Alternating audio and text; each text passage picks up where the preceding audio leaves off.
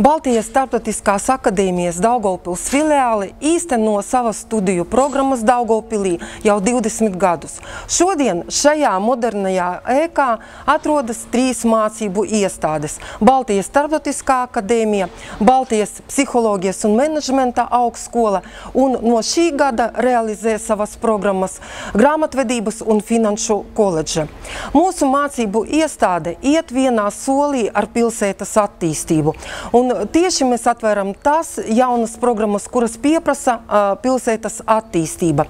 Lielu interesi izvērš mūsu programmas turisma un viesmīlības vadība, uzņēmējdarbības vadība, jo tieši pilsēta uzskata, ka attīstot šīs divas jomas var panākt to rezultātu, ka mūsu jaunatne paliek pilsētā.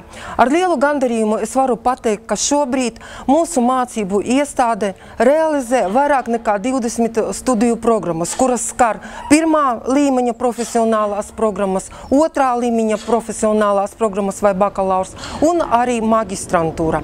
Šajā laikā pilnā sparā iet darbs uzņemšanas komisijā. Un es varu pateikt, ka ar septembrī mēs atvērsim mūsu mācību iestādes durvis jaunajiem studentiem, kurus ar lielu prieku pieņems mūsu studenta sabiedrība savās rindās.